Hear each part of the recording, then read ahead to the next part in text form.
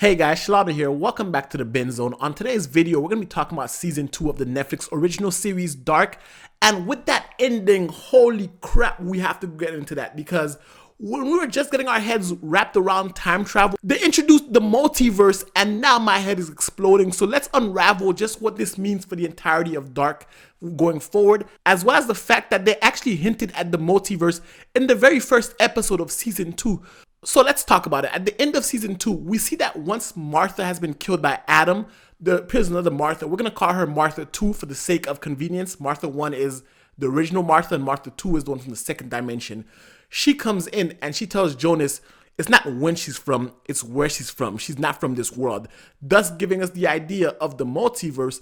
But if we go back to the very first episode of season 2, the very idea and the notion of the multiverse was hinted at that first episode. Because in that first episode, when Jonas wakes up in 2052 and he walks downstairs and he checks his calendar, the calendar is from 2020, right before the apocalypse happens.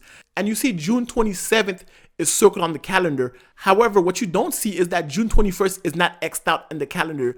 At first, that means nothing. It's a passing glance at Jonas in the future. We're not paying attention too much into the calendar. But this is Dark. Whenever they focus on an object, it has some importance. So with the fact that they focus on the calendar, I made a mental note of it. But as the episode progressed, we see when Hannah wakes up in 2020 and she goes to the calendar, she X's out the 21st. So if Jonas was in the future, that X should already be there.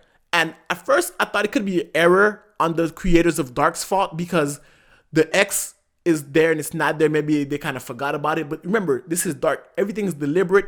And that doesn't play any dividends until the last episode. Now, if it was just the indiscrepancy between the calendar in 2020 and 2052, I wouldn't have put too much stock into it. However, when Adam shoots Martha, the first thing he does is he walks over to the calendar and he circles the 27th. But pay attention very closely.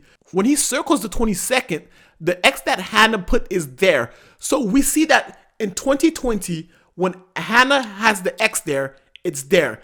And when Jonas and Adam are in the room and Adam circles the 27th, the X is there. However, when Jonas was in 2052, the X on the 21st of June is not there. Now, what does that mean? Let's think about it for a second.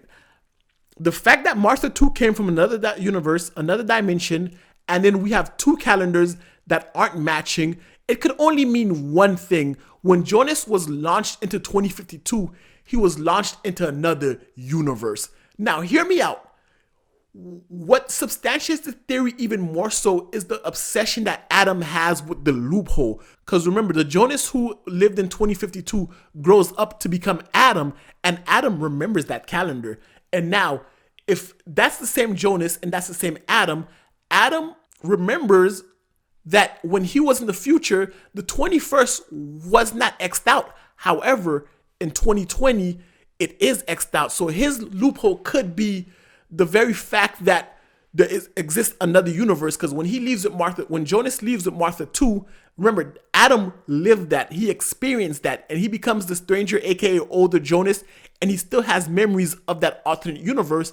And then when Adam is speaking to Jonas in the headquarters of Sigmundus, he tells Jonas how the evolution of time travel is similar to the evolution of the wheel. First man created the wheel, then he created the car, and so on and so forth. And he shows the various incarnations of the time machine. There's the cave, and then there's the time machine by H.G. Townhouse, and then there's the dark wormhole circle made of the God particle that they have in the future, which he calls that thing in the future, as well as his own creation of the wormhole in the past.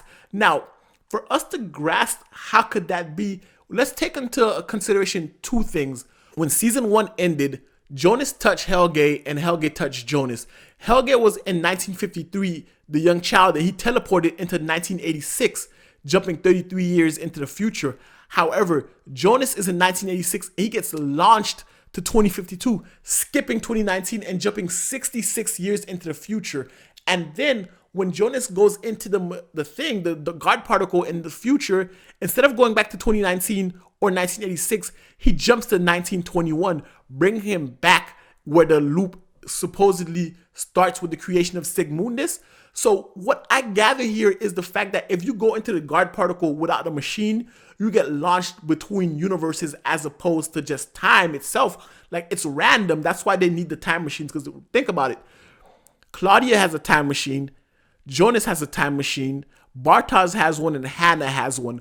But if you cross through the Sigmundus caves, you can time travel. So why would they need a time machine if they're able to crawl through the caves? And that's because the time machine is the instrument that directs where they want to go. And then when Martha 2 shows up with her ball, that's another thing that Adam wants his hands on, because that actually launches you into another universe. And that universe is a universe without Jonas, without Adam. And that's why the apocalypse is that much more devastating in that time period. Because remember, this apocalypse is nothing more than a big time storm that happens. And at the end, when Elizabeth and Charlotte touch each other, that creates another catastrophe in itself. And that catastrophe comes from potentially Elizabeth living in a different universe. And what makes it even more interesting is that Noah knows where Elizabeth is, because remember, they go into the bunker together. They end up growing up and having Charlotte. So Noah knows where she is. However, Elizabeth is leading some sort of revolutionary guerrilla type of warfare in the future, but Noah is not there. Noah's actually looking for Charlotte and his wife. So why doesn't he just time travel into the future and bring her back to Charlotte in the past, now that he knows where she is? Unless his time machine can't go there because it's an alternate timeline. Therefore, they need the circular ball that Martha 2 comes with, that brings you to another universe, and that's how you access it. Because also remember, Claudia Tiedemann says that she lived in a world, or she's visited a world where there is no Jonas, and that truly is the apocalypse. In that time period, it would be safe to assume that Jonas doesn't exist in that alternate time period / universe where Martha 2 comes from, because she comes and she says, Jonas, you have to come with me. That could be the fact that Claudia sent her to get Jonas, because that world doesn't have a Jonas and they live in warfare. Because look at her hair, look how she looks. She looks like she's living in a world that has some sort of warfare going on. She looks like she's from the 2052 time period, but she's young, so therefore it leads us to believe it's potentially another universe. And the fact that it's been laid out throughout this whole season, and we're just not getting our minds wrapped around the time loop, and then they introduce this aspect, and Jonas, or Adam I should say, has been talking about breaking the cycle, and there's one loophole that helps him, and that would be the ability to transport to another universe. Because remember, he saw this whole thing as young Jonas, and he saw the calendars and the discrepancies, and now Jonas traveling to another universe. Adam has already lived that, and he knows the secrets to how to end this time loop, and it could potentially be using the multiverse in itself and transporting themselves into a whole other universe, and therefore evading this universe's time loop by living in another universe and starting a new life for themselves. Anyway, guys, that's my theory on the multiverse. That's my ending explained for season 2. Let me know in the comment section below what you think of this. Is your mind as numb as mine is right now, trying to put all these pieces together? Because when you thought Dark couldn't get any more wild, they introduced the multiverse. And just let me know, guys, in the comment section below. And if you liked the video, definitely the thumbs up, hit the subscribe button if you guys have not already. And until next time, binge on.